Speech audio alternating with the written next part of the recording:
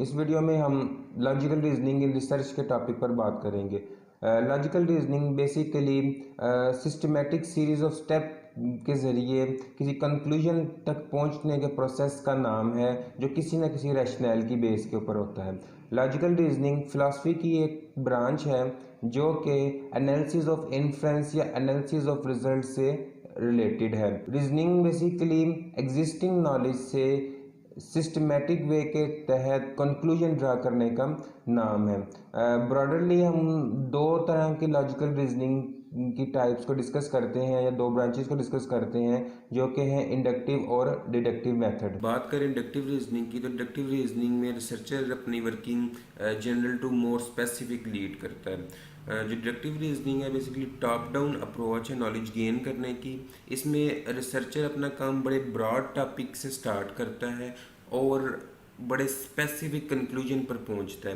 मिसाल के तौर पर अगर हम कहें कि एक आदमी अपने ऑफिस के लिए रोज़ सुबह 8 बजे घर से निकलता है और उसे ऑफिस पहुंचने में 45 मिनट लगते हैं, तो इसकी बेस पे हम ये कंक्लूजन ड्रा कर सकते हैं कि अगर वो आदमी रोज़ घर से 8 बजे निकले तो वो टाइमली ऑफिस पहुंचेगा। सैलोजिज्म की बात करें तो सैलोजिज्म डिडक्टिव रीजनिंग की ही एक फॉर्म है। इसमें हम जो डिफरेंट स्टेटमेंट्स की बेस के ऊपर अपना लॉजिकल कंक्लूजन डिफाइन करते हैं, ड्रा करते हैं।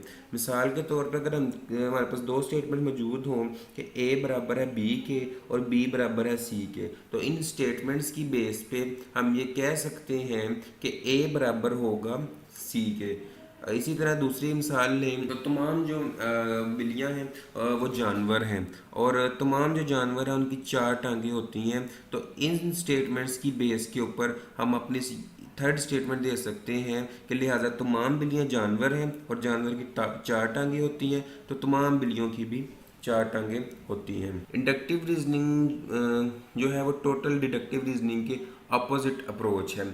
डिडक्टिव रीजनिंग में हम बात करते हैं जनरल टू स्पेसिफिक की, जबकि इंडक्टिव रीजनिंग में हम रिसर्चर जो अपना वर्क है वो स्पेसिफिक टू जनरल मूव करता है। इसे हम बॉटम अप अप्रोच कहते हैं।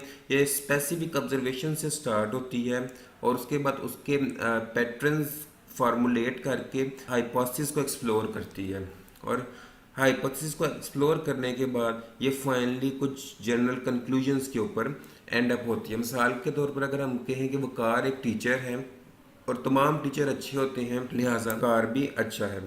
इंडक्टिव रीजनिंग अपनी अर्ली स्टेजेस में एक्सप्लोरेटरी नेचर की होती है, जबकि डिडक्टिव रीजनिंग बहुत जनरल और मोर नैरो जो टॉपिक है और ये हाइपोथेसिस टेस्ट करने या कंफर्म करने का नाम है।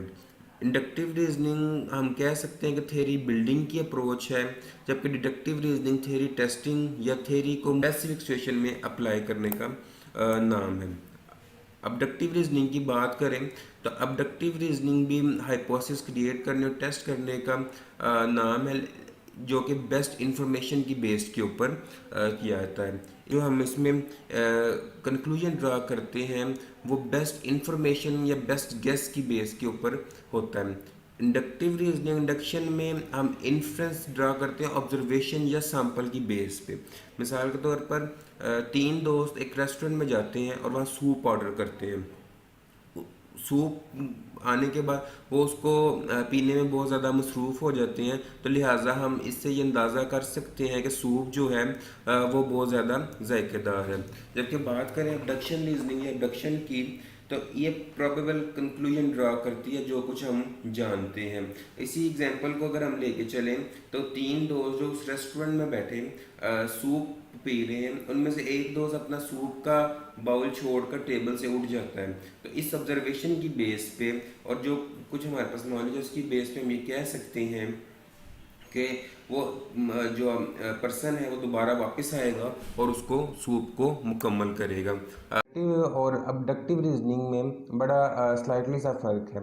अगर हम बात करें अबडक्टिव रीजनिंग की, तो ये इनकम्प्लीट ऑब्जर्वेशन से जो कंक्लूजन ड्रा करते हैं वो बेस्ट प्रिडिक्शन की बेस के ऊपर होता है। ये बेस्ट प्रिडिक्शन ट्रू भी हो सकती है और ट्रू नहीं भी हो सकती। जबकि हम बात करें इंडक्टिव रीजनिंग की, तो इंडक्टिव रीजनिंग स्पेसिफिक ऑब्जर्वेशन से जनरल रिजल्ट्स या जनरल कंक्लूजन की तरफ जाती है।